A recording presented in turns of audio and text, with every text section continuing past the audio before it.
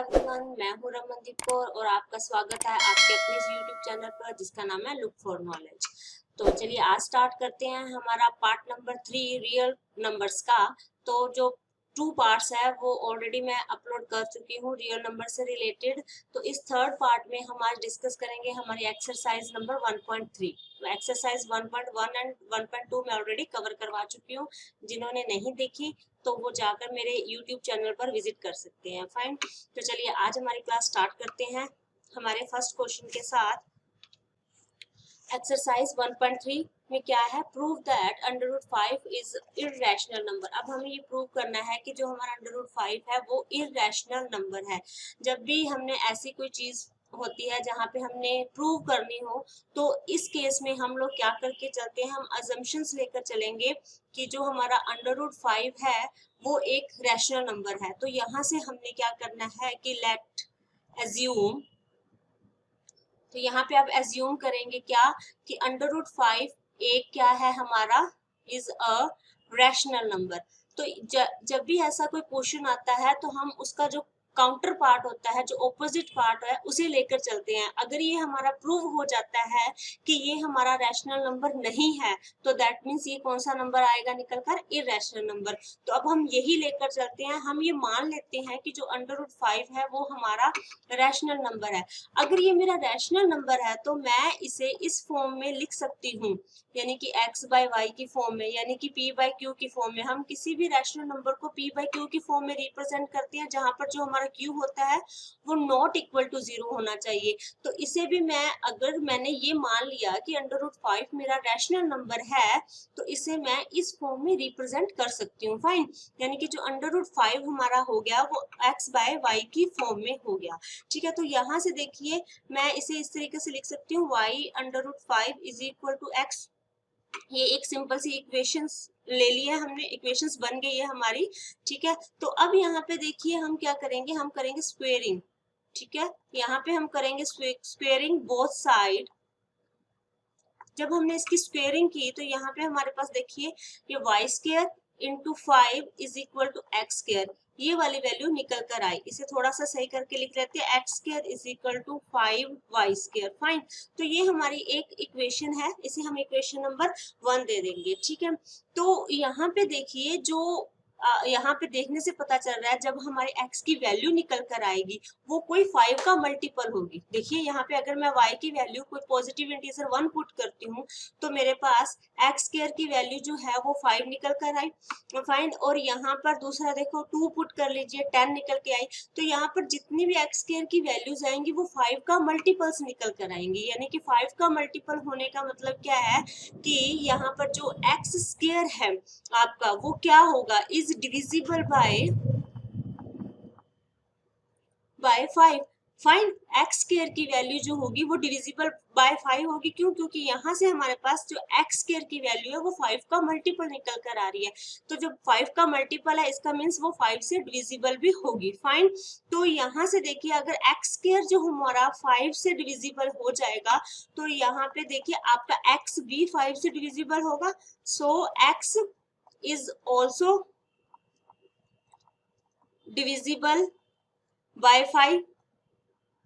So x is also divisible by 5. जब x² 5 से divisible हो रहा है तो x भी 5 से डिविजिबल होगा। फाइन, सो यहाँ पे अब देखिए इस साइड में आपके लिए लिख रही हूँ, तो यहाँ पे हम क्या ले लेते हैं, लेट कीजिए कि जो x है आपका वो कोई ना कोई 5 का मल्टीपल होगा तो उसे हम 5 इंटू k ले लेते हैं। k यहाँ पर आपका क्या है, कोई भी वैल्यू, एनी वैल्यू। ठीक है, एनी कोई भी आपकी पॉजिटिव इंटीजर्स हो सकता है, कोई भी वैल्यू, सम वैल्यू ऑफ के। ठीक है, के की कोई भी वैल्यू। क्यों हमने ली है, क्योंकि यहाँ से हमारे पास ये बात निकल कर आ रही है जो x है वो आपका 5 से डिविजिबल है।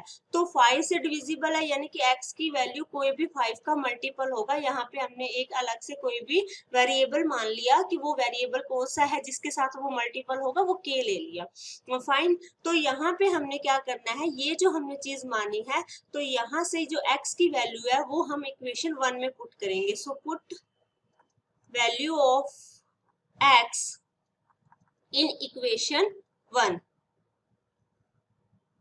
Value of x in equation 1, जब हमने यहाँ पे पुट की एक्स की वैल्यू, तो यहाँ पे देखिए 5k का होल स्क्वायर बन जाएगा is equal to 5y square, और यहाँ पे देखिए क्या आया 5 इंटू के स्क्वायर इज इक्वल टू, देखिए यहाँ से 25 आएगा, 5 यहाँ पे पूरी वैल्यू लिख लेते हैं, 25k square is equal to 5y square, और यहाँ से हमारे पास y की वैल्यू क्या निकल कर आएगी, y is equal to 5k square. अब देखिए जो y की वैल्यू है दैट इज ऑल्सो क्या है, मल्टीपल ऑफ 5। जब हम रैशनल नंबर की बात करते हैं तो हमारे पास ये जो p बाय q फॉर्म होती है वहां पे ये को प्राइम्स होते हैं, को प्राइम नंबर होते हैं, यानी कि p और q को प्राइम होते हैं। सिमिलरली यहाँ पे जो x और y होंगे वो भी आपके को प्राइम होंगे, ठीक है। तो ये एक चीज और एडिशनल नोट कर लीजिए आप, ठीक है। तो यहाँ पे देखिए हमारे पास अब y की वैल्यू जो निकल कर आई है that is also the multiple of 5, that means ये क्या है हमारे पास, that is also divisible by 5, है ना।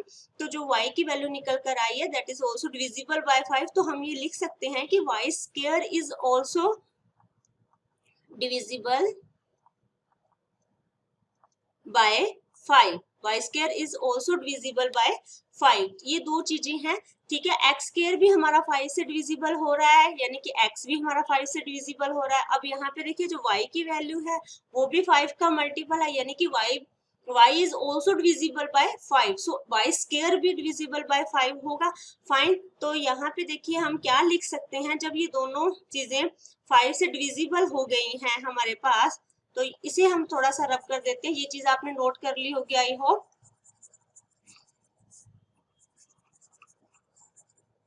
चलिए ठीक है। यहाँ पे लिखते हैं, दो चीजें आपको ये क्लियर हो गई हैं कि ये जो है हमारा ये डिविजिबिलिटी वाला रूल कि जो x है वो भी डिविजिबल हो रहा है 5 से और जो y है वो भी डिविजिबल हो रहा है 5 से, ठीक है। तो इसका मीन्स जब ये दोनों डिविजिबल हो रहे हैं 5 से, तो जो x एंड जो आपका y था, y आर को प्राइम, देयरफॉर कि x और y को प्राइम होना चाहिए, को प्राइम्स। सो जो आर अजम्पशन थी हमारी, जो हमने माना था कि आर अजम्पशन कि √5 इज हमारी क्या थी, rational number is incorrect, fine. ये हमारी जो है अजम्पशन जो हमने मान ली थी वो इनकरेक्ट हो गई है। अगर ये इनकरेक्ट हो गई है तो इसका मीन्स क्या हुआ कि हमारा जो √5 है वो क्या है, एक इररेशनल नंबर है। देखो रैशनल नंबर की कंडीशन क्या होती है कि उसे हम p बाई क्यू के फॉर्म में लिखते हैं और p बाई क्यू जो होता है वो को प्राइम होना चाहिए, फाइन। यहाँ पे देखिए दोनों ही 5 है, वो 5 एक ही नंबर निकल कर आया है, दोनों 5 का डिविजिबिलिटी हमारी यहाँ पे प्रूव हो गई है। सो देयरफॉर जो x एंड y है वो आर कोर प्राइम्स है। सो सिंस आर अजम्पशन जो हमने मानी थी, ठीक है, सो आर अजम्पशन √5 जो इररेशनल नंबर हमने रैशनल नंबर जो हमने माना था वो हमारा क्या हो गया, इनकरेक्ट हो गया। सो दैट मीन्स ये जो √5 आपके पास आया है वो क्या है, आपका एक रैशनल नंबर। इस तरह से हमने कॉन्ट्रा पार्ट लेकर इसका चलना है और हमने ये प्रूव कर देना है कि वो एक रैशनल नंबर नहीं है, वो एक इररेशनल नंबर है, फाइन। वो रैशनल नंबर नहीं है, ये हमने प्रूव कर लिया, क्यों, क्योंकि वो तो को प्राइम होने चाहिए, लेकिन यहाँ पे ये को प्राइम का कॉन्सेप्ट जो है वो निकल कर नहीं आ रहा, ठीक है। आप यहाँ पे देयरफॉर लिख लीजिए, फाइन।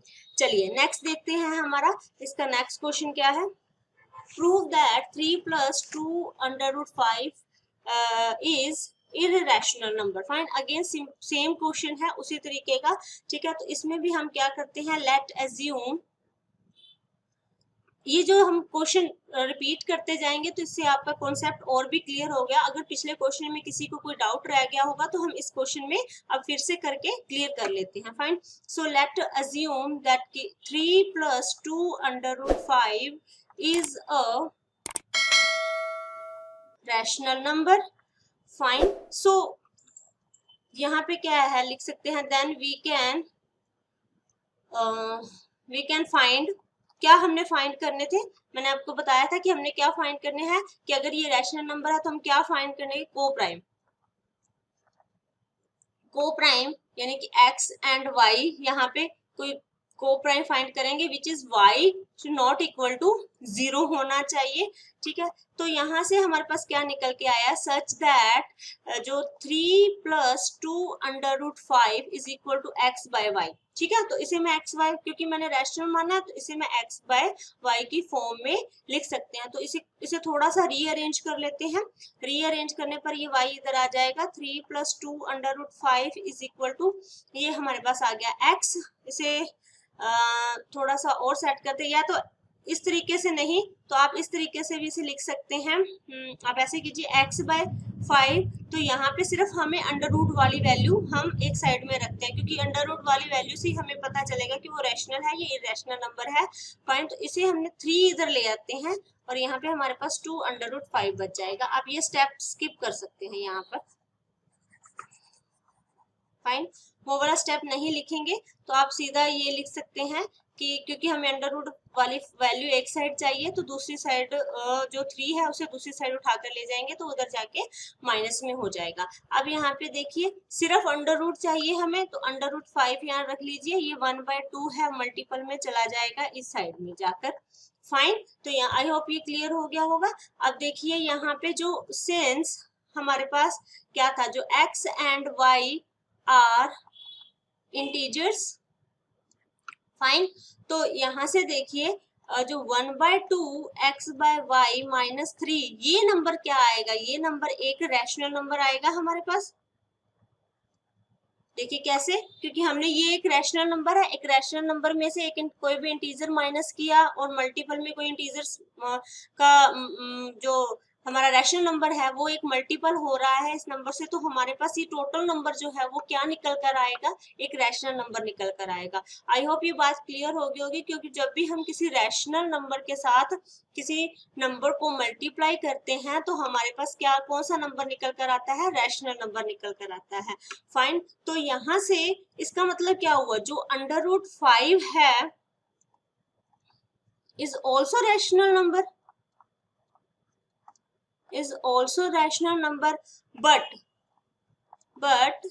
this क्या हो गया, दिस इज कॉन्ट्राडिक्ट। क्यों, क्योंकि हमने अभी प्रूव किया था कि जो अंडर रूट 5 होता है वो हमारा क्या है, एक इररेशनल नंबर है। हमने अभी पिछले क्वेश्चन में प्रूव किया है, तो ये चीज दोबारा लिखने की जरूरत नहीं है आपको इस क्वेश्चन में। आप सिंपली लिख सकते हैं कि बट दिस इज क्या है, कॉन्ट्राडिक्शन, contradict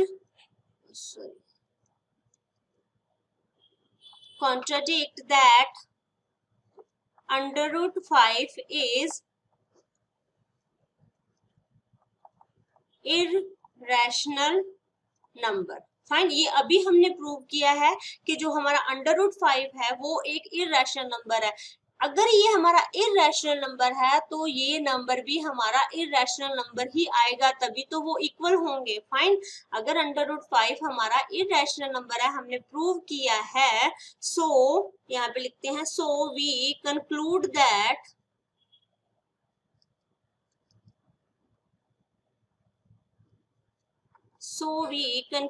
दैट हमने क्या कंक्लूजन यहाँ से निकाला है, that 3 + 2 √5 is also a irrational number। Fine, I hope ये आपको क्लियर हो गया होगा। एक बार मैं फिर से ओवरव्यू दे देती हूँ इसका।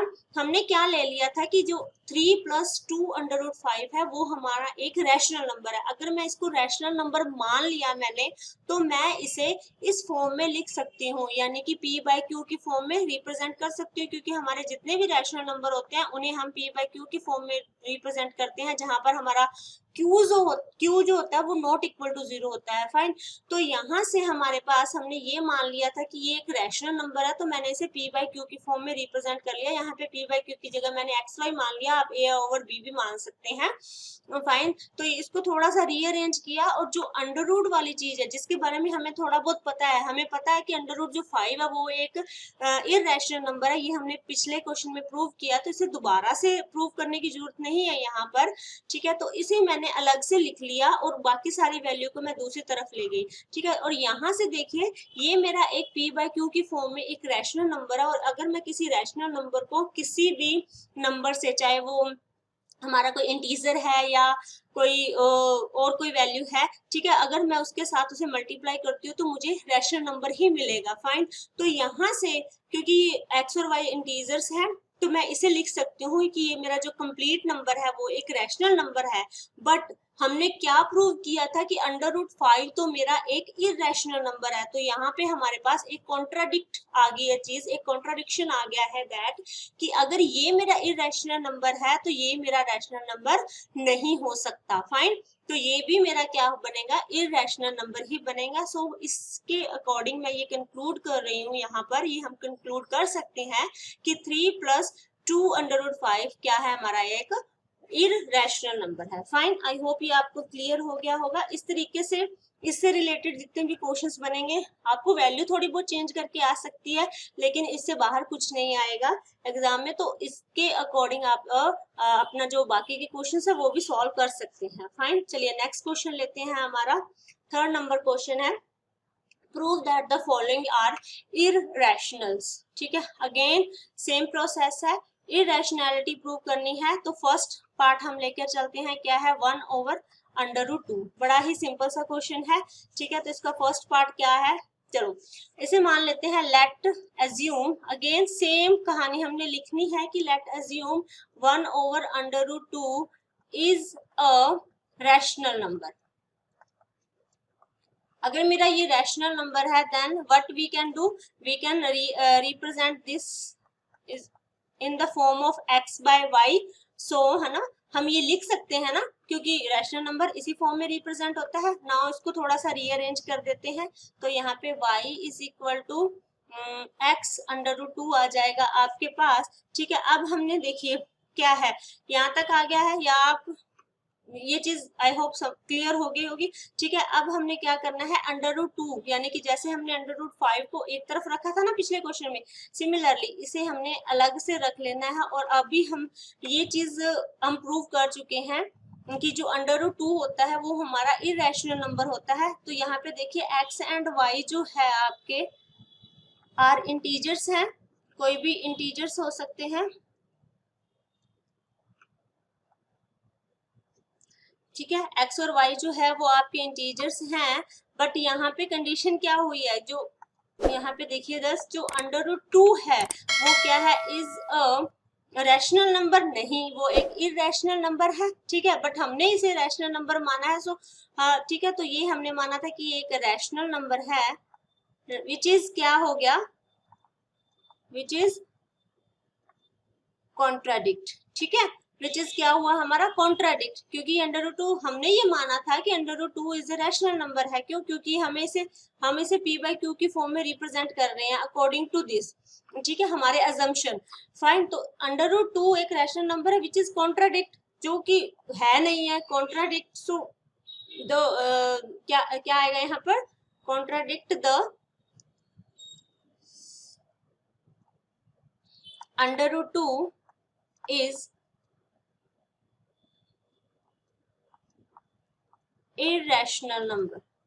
Fine, under root 2 is irrational number, ये हम प्रूव कर चुके हैं। अगर अंडर रूट 2 हमारा इरेशनल नंबर है तो यहाँ पे क्या आएगा आपके पास, 1 over under root 2 is also a irrational number. Fine, बहुत इजी सा कॉन्सेप्ट है ये, आपको अब तक तो याद भी हो गया होगा किस तरीके से लिखना है। तो इस तरीके से हम इस क्वेश्चन को रिप्रेजेंट कर सकते हैं। फाइन, तो चलिए नेक्स्ट क्वेश्चन लेते हैं। इसका नेक्स्ट पार्ट क्या है, 7 over under root 5। Again 7 upon under root 5 को हमने क्या रिप्रेजेंट करना है, इरेशनल। तो हम इसे क्या मान लेते हैं कि एज्यूम क्या करना है हमने कि 7 over under root 5 is a rational number। Same 7 over under root 5 is equal to x by y की फॉर्म में मैंने इसे लिखा। ठीक है, तो यहाँ से देखिए 7 y ऊपर चला जाएगा, x नीचे आ जाएगा और इधर अंडर रूट 5 बच जाएगा। ठीक है, हमने इसे क्या माना है, रैशनल नंबर माना है। यहाँ पे जो y एंड जो x है आपके वो क्या है, आर इंटीजर्स है, आर इंटीजर्स। ठीक है, अगर ये इंटीजर्स हैं तो ये हमारा क्या है, ये हमारा एक कौन सा नंबर बन गया, rational number which is contradiction. क्यों? क्योंकि अंडर रूट 5 इज क्या है, हमारा इररेशनल नंबर है। ठीक है, तो हम यहाँ पे वही चीज लिखनी है। दस under root 5 is a rational number which is contradict. ठीक है, विच इज कॉन्ट्राडिक्ट। ठीक है, that contradict the fact under root 5 is irrational number। ठीक है, सो यहां से हमारा क्या कंक्लूड होता है, so we conclude that 7 over under root 5 is irrational number। I hope ये आपको क्लियर हो गया होगा। ठीक है, तो ये हमने दो पार्ट यहाँ पे डिस्कस किए हैं। इसका जो थर्ड पार्ट है वो आपके लिए प्रैक्टिस है, आप इसे खुद प्रैक्टिस कीजिए और इसका आंसर आपको इजीली मिल जाएगा। ठीक है, तो ये इस तरीके से इस क्वेश्चंस को आपने सॉल्व करना है, इनकी वर्डिंग इस तरीके से लिखी जाएगी। आई होप ये क्लियर हो गया होगा। तो देखिए इसमें क्या है, एक्सरसाइज 1.4 यहाँ पे हम अभी स्टार्ट कर रहे हैं। ठीक है, विदाउट जो हमें लॉन्ग डिवीजन मेथड यूज करते हुए हमने क्या फाइंड आउट करना है कि जो हमें गिवन रैशनल नंबर है वो टर्मिनेटिंग डेसिमल में आ रहा है या नॉन टर्मिनेटिंग डेसिमल में आ रहा है। फाइन, ये दो चीजें हमें यहाँ पर देखनी है। ठीक है, तो हम इसका फर्स्ट क्वेश्चन लेते हैं, लेकिन उससे पहले जो हमें ट्रिक यूज करनी है यहाँ पर, जो हमें याद रखना है, छोटा सा कॉन्सेप्ट क्या है, हमें यहाँ पे चेक करना है डिनोमिनेटर। फाइन, डिनोमिनेटर में हमने क्या चेक करना है, अगर आपका डिनोमिनेटर उसके जो फैक्टर्स होंगे किसी भी डिनोमिनेटर के, अगर वो 2 raise to power m into 5 raise to power n की फॉर्म में रिप्रेजेंट हो रहे हैं, तो वो जो हमारा नंबर होगा, हमारा रैशनल नंबर होगा, वो हमारा क्या हो जाएगा, टर्मिनेटिंग हो जाएगा। अदरवाइज इसके अलावा अगर कोई भी और नंबर आ जाता है तो वो हमारा नॉन टर्मिनेटिंग की फॉर्म में आ जाएगा। फाइन, ठीक है, तो चलिए इसका जो हमारा फर्स्ट क्वेश्चन है वो करते हैं। हम जैसे जैसे क्वेश्चंस करेंगे आपका कॉन्सेप्ट और भी क्लियर होता जाएगा। देखिए 13 over 1 3 2 5 ये हमारे पास हमारा फर्स्ट क्वेश्चन है इसका। ठीक है, तो इसमें हमारा डिनोमिनेटर क्या है, 3 1 2 5। ठीक है, इसके हमने प्राइम फैक्टराइजेशन करने हैं। सिंपल प्राइम फैक्टराइजेशन मेथड आप लगाइए और सिंपल इसके फैक्टर्स कीजिए। फाइन, अगर मैं यहाँ से 5 से करती हूँ, क्योंकि 5 से डिविजिबल हो जाएगा, इसका लास्ट डिजिट 5 है, तो 5 6 जा 30, 5 2 जा 10 और 25, और फिर 5 1 जा 5, 5 2 जा 10 25, 5 2 जा 10, अगेन 5 एंड अगेन 5। तो ये हमारे पास क्या आया, 13 over 5 रेज़ टू पावर 5। यानी कि जो हमारा डिनोमिनेटर है, आप यहाँ पे देखिए हमारा डिनोमिनेटर हमें 2 और 5 का मल्टीपल चाहिए था, यानी कि 2 की पावर कुछ भी हो सकती है, 5 की पावर कुछ भी हो सकती है, लेकिन हमारा जो प्राइम फैक्टर्स जो नीचे वाला नंबर है उसके जो प्राइम फैक्टर्स है वो सिर्फ 2 और 5 की फॉर्म में ही आने चाहिए। अगर ये 2 और 5 की फॉर्म में ही आ रहा है, यानी कि यहाँ पे सिर्फ 5 आ रहा है, दैट मीन्स ये हमारा कौन सा नंबर है, टर्मिनेटिंग। अगर इसके अलावा और कुछ भी आ जाता है यहाँ पर, यानी कि 2 raise to power 2 3 raise to power 5, अगर 5 रेज़ टू पावर ऐसा आ जाता है, तो 2 और 5 के अलावा यहाँ पर कोई भी एक्स्ट्रा नंबर आ जाता है तो वो हमारा किस में चला जाएगा, नॉन टर्मिनेटिंग में। ये छोटा सा कॉन्सेप्ट है। ठीक है, तो इस कॉन्सेप्ट को हमने याद रखना है। हमारा नेक्स्ट पार्ट लेते हैं इस क्वेश्चन का, 29/343। इसके बीच के जितने पार्ट्स है वो आप के लिए होमवर्क है, आप उसकी खुद प्रैक्टिस कीजिए। जितनी आप ज्यादा प्रैक्टिस करेंगे क्वेश्चंस की, उतने ही क्वेश्चंस का जो कॉन्सेप्ट है वो आपका ज्यादा स्ट्रॉन्ग होगा। तो इसलिए इसे आप खुद प्रैक्टिस कीजिए, अपने नोट्स जो है वो हैंड रिटन नोट्स खुद बनाइए। फाइन, तो 29/343। अब यहाँ पे देखिए 29/343 हमारा है। ठीक है, तो अब हमने इसमें क्या है, 343 के क्या करने हैं, आपने प्राइम फैक्टराइजेशन करने हैं। तो 343 के प्राइम फैक्टराइजेशन अगर मैं 7 के साथ करती हूँ तो ये 7 4 जा 28 एंड 9 जा 63। फाइन, तो फिर से 7 से जाएगा और अगेन 7 से जाएगा। तो यहाँ पे देखिए 29 यहाँ पे 7 रेज़ टू पावर 3 आ गया। फाइन, तो ये नंबर कैसा होगा, देखो 5 2 और 5 का मल्टीपल ही चाहिए हमें, इसके अलावा कुछ नहीं चाहिए। अगर ये आ रहा है ऊपर वाला नंबर देखिए, ऊपर वाले नंबर में अगर तो ये नंबर के फैक्टर्स आपके हो रहे हैं तो आप कीजिए इनके फैक्टर्स, और अगर नीचे से कुछ कटिंग हो रही है तो काट दीजिए, ठीक है। ये करना है हमें। ये देखिए इन दोनों नंबर्स में हमारे फर्स्ट क्वेश्चन में और इसमें ऊपर के कोई फैक्टर्स नहीं हो रहे, इसलिए मैंने इनके फैक्टर्स नहीं किए। फाइन, तो आएगा आगे एक क्वेश्चन ऐसा भी आएगा जिसके फैक्टर्स होंगे, मैं आपको वो भी करके बता दूंगी, ठीक है। तो यहाँ पे देखिए ये जो है 2 और 5 के मल्टीपल के अलावा यहाँ पे हमें 7 की पावर भी मिल गई है, तो यहाँ पे हमारे पास जो ये वाला नंबर बन के आया वो कौन सा नंबर हो जाएगा आपका, नॉन टर्मिनेटिंग। ये सिंपल सी छोटी सी बात है, बस आपको इसे याद रखना है कि नीचे सिर्फ मुझे 2 और 5 का मल्टीपल ही चाहिए, दैट्स इट, और नहीं कुछ चाहिए। फाइन, तो चलिए नेक्स्ट क्वेश्चन ले लेते हैं इसका, ठीक है। Question number 7, 129 divide by 2 raise to power 2, 5 raise to power 7 and 7 raise to power 5। अब यहाँ पे देखिए क्या है आपके पास, तो ये कौन सा नंबर बनेगा आपको ये देखने से ही पता चल रहा है यहाँ पर।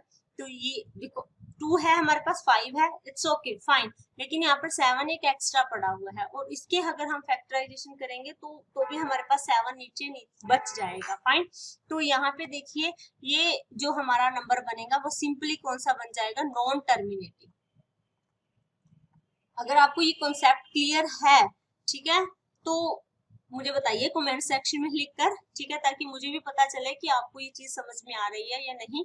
फाइन, चलिए इसका हम नेक्स्ट पार्ट ले लेते हैं, 6/15। अब यहाँ पे देखिए 6/15 है, अगर मैं इसके ऊपर भी मेरे फैक्टर हो रही है, नीचे भी हो रही है। ऊपर देखिए 3 2 जा 6 होते हैं, और नीचे देखिए 5 3 जा 15 होते हैं। अब देखिए 3 से 3 कैंसिल आउट हो गया, अब मेरा जो नंबर बन गया वो क्या बन गया, 2/5 बन गया। अब मुझे यहाँ पे चेक करना है, देखिए जो मेरा डिनोमिनेटर है वो क्या है, सिर्फ 5 है। डिनोमिनेटर मुझे 2 raise to power m into 5 raise to power n की फॉर्म ही चाहिए थी ना। जो 3 था वो तो मेरा खत्म हो गया, क्योंकि वो कट हो गया ना ऊपर वाले नंबर से। तो यहाँ पे डिनोमिनेटर मेरे पास क्या बच गया, सिर्फ 5। तो ये चीज आपको यहाँ पे ध्यान में रखनी है थोड़ी सी। अगर ऊपर वाले नंबर के फैक्टर्स हो रहे हैं तो आपको उनके पहले फैक्टर्स करने हैं, और जो चीज कट रही है नीचे वाले से काट देनी है। उसके बाद चेक करना है जो आपका डिनोमिनेटर है क्या वो इस फॉर्म में आ रहा है या नहीं फॉर्म में। दैट्स इट, ये सिंपल सा कॉन्सेप्ट है। फाइन, अब यहाँ पे देखिए ये मेरा कौन सा नंबर बन जाएगा, टर्मिनेटिंग बन जाएगा। ये मेरा टर्मिनेटिंग बन जाएगा, क्यों, क्योंकि ये मुझे डिनोमिनेटर जो है वो मेरी ट्रिक के अकॉर्डिंग, जो मेरे क्वेश्चन का कॉन्सेप्ट है उसके अकॉर्डिंग वो मुझे डिनोमिनेटर मिल रहा है। फाइन, आई होप ये क्लियर हो गया होगा। तो चलिए इसका जो नेक्स्ट पार्ट है वो करते हैं, ठीक है। 35/50। अब ये देखिए 7 5 35 होता है, ये 50 होता है, ठीक है। अब यहाँ पे देखिए 5 से 5 में कैंसिल आउट कर सकती हूँ, ठीक है। हमारे पास नीचे 10 बच गया, तो 7 5 इंटू 2, 5 2 10 होता है। अब यहाँ पे देखिए हमारा डिनोमिनेटर 5 और 2 का मल्टीपल आ गया। फाइन, इसकी पावर कुछ भी है, हमें कोई उससे फर्क नहीं है, लेकिन हमारा बस डिनोमिनेटर 5 और 2 का मल्टीपल होना चाहिए। तो ये मेरा नंबर कौन सा नंबर बन जाएगा, ये मेरा टर्मिनेटिंग बन जाएगा। फाइन, आई होप ये क्लियर हो गया होगा अब तो आपको, ठीक है। ये 2 क्वेश्चन मैंने आपको ऐसे करवा दिए हैं। अब हम नेक्स्ट क्वेश्चन पे चलते हैं, जो हमारा 77/210 है। इसको थोड़ा सा इरेज कर लेते हैं। फाइन, तो नेक्स्ट है हमारा 77/210। फाइन, अब इसे हम देखिए कैसे लिख सकते हैं, 11 इंटू 7 लिख सकती हूँ मैं, और इसे हम लिख सकते हैं 330 इंटू 7, 7 2 20। फाइन, तो यहाँ पे देखिए 7 से 7 एक बार तो कैंसिल आउट हो गया है। फाइन, अब हमने फैक्टर किसके करने हैं, 30 के करने हैं। तो 30 के फैक्टर क्या आ गए, 2 3 जा 6 5 जा 30। फाइन, अब यहाँ पे देखिए ये 11/2 इंटू 3/5 बन गया। अब 11 तो हमारा प्राइम नंबर है, हम इसे काट नहीं सकते हैं। अब नीचे देखिए 2 और 5 के अलावा मेरे पास क्या एक्स्ट्रा आ गया, 3। जब भी कोई चीज एक्स्ट्रा आ गई, ठीक है, ऊपर और ऊपर जो है हमारा वो कोई प्राइम नंबर हो, ठीक है, वो आगे उसके फैक्टर्स ना हो रहे हो। फाइन, प्राइम नंबर हो, फैक्टर्स ना हो रहे हो, तभी हमने देखना है जो डिनोमिनेटर है वो किस फॉर्म में है। तो ये हमारा यहाँ से हमें क्या पता चल गया, ये नॉन टर्मिनेटिंग नंबर। फाइन, चलिए तो ये आपको क्लियर हो गया होगा, कॉन्सेप्ट इजी था, ठीक है, इंटरेस्टिंग भी था थोड़ा सा। ठीक है, चलिए नेक्स्ट देखते हैं हमारा बाकी की जो इसके रेस्ट ऑफ द पार्ट्स है वो आपको होमवर्क है, आपने खुद करने हैं ताकि आपकी जो प्रैक्टिस है वो और अच्छे से हो सके। फाइन, तो चलिए नेक्स्ट क्वेश्चन लेते हैं हमारा।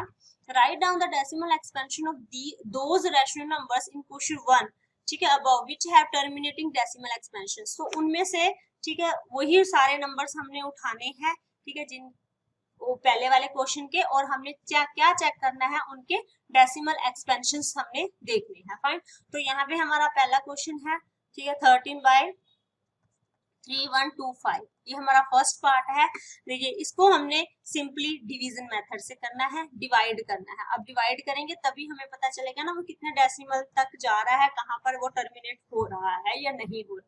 तो चलिए करते हैं, ये हमारा 13 है। फाइन, अब मुझे डेसिमल लगाना पड़ेगा। फाइन, तो लगाते हैं, यहाँ पे आएगी 0, ठीक है, 5, और उसके बाद देखिए कहाँ तक जाएगा, 130, मतलब 4 है, 1 2 3 4, 4 है, कम से कम यहाँ पे मुझे 5 नंबर चाहिए ना, 2 3 4 और 5। ये लगाने के लिए आपको यहाँ पर कितनी 0 लगानी पड़ेगी, 0 0, 2 0 लगाए तब जाके मेरी ये नंबर बना। फाइन, चलिए उसके बाद ये जाएगा हमारा सीधा 2 से तो नहीं जाएगा, 3 2 0 6, 4 से करें, ठीक है, 3 1 2 5 को अगर मैंने 4 से मल्टीप्लाई किया 20, 4 2 8, 0 2 4 6 और 4 5, ठीक है।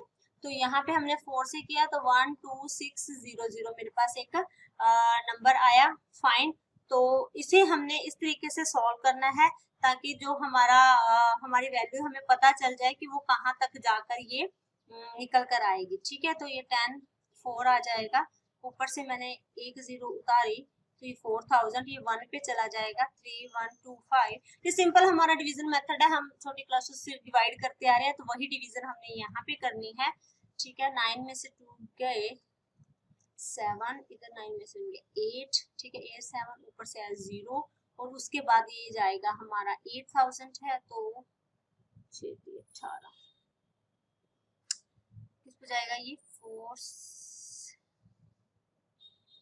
यहाँ पे 1 भी आएगा ना, नहीं 1 नहीं आएगा, यहाँ देखिए थोड़ी सी यहाँ पे देखिए 5 आएगा ना, 4 से मल्टीप्लाई करें तो 5 आया और यहाँ पे हमारे पास जो बचेगा वो आएगा 6, मतलब 5 यहाँ पे 5 बचेगा 5000 और यहाँ पे हमने किया तो ये हमारा पास आ जाएगा 80। फाइन, ये ऐसे होगी, सॉरी थोड़ी सी मिस्टेक थी।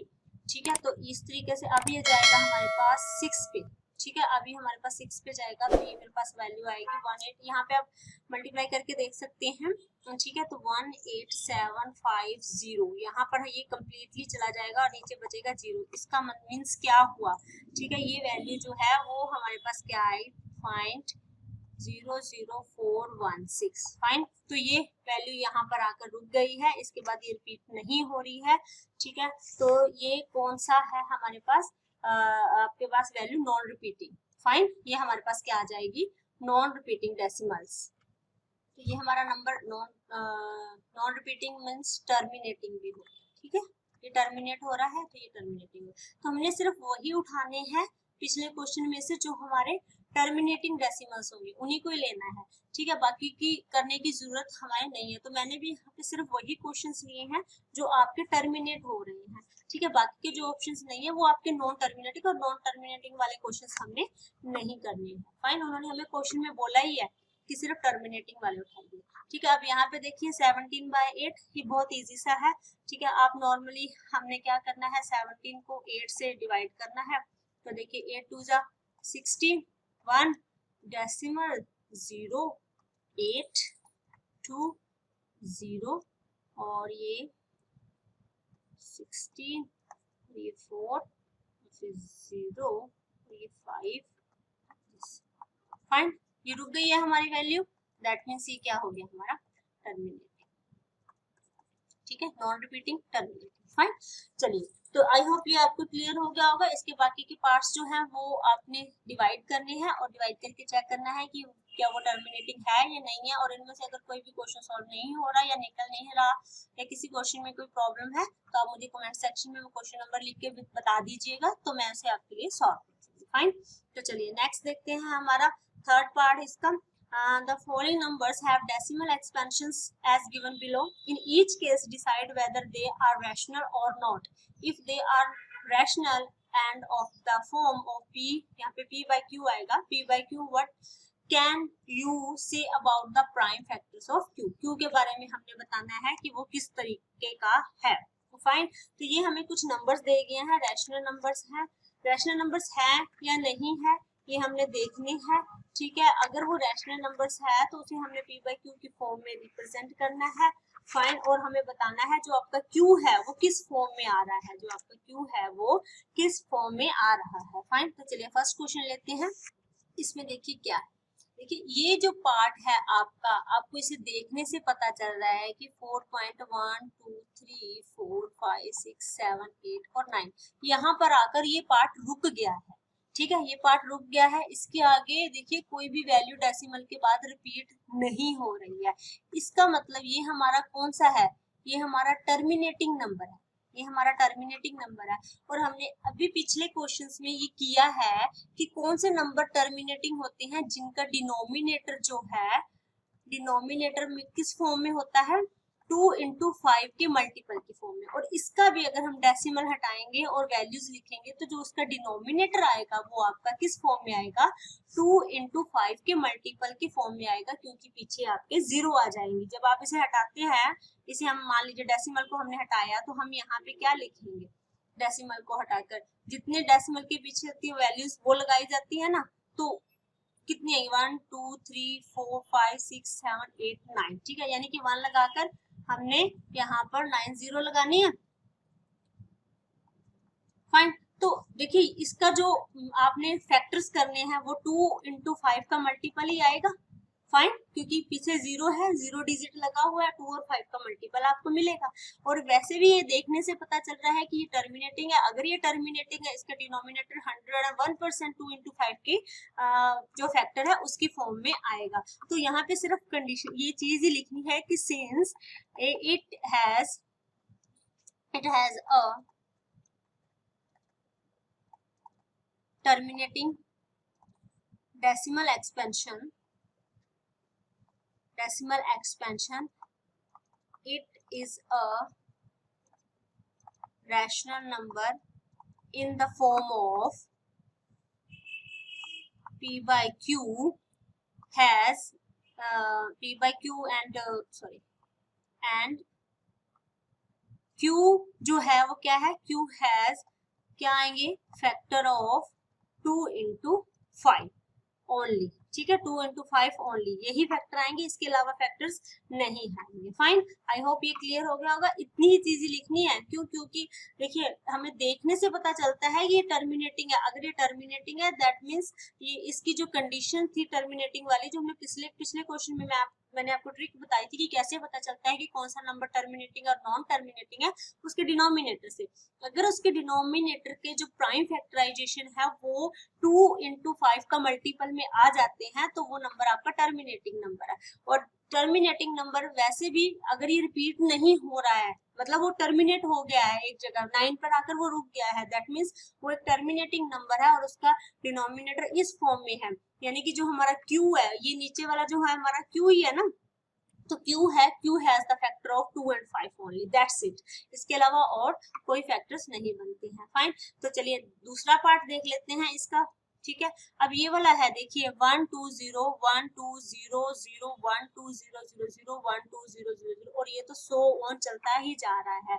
तो इससे क्या पता चलता है, इससे हमें ये पता चलता है कि ये हमारा जो नंबर है वो नॉन टर्मिनेटिंग है।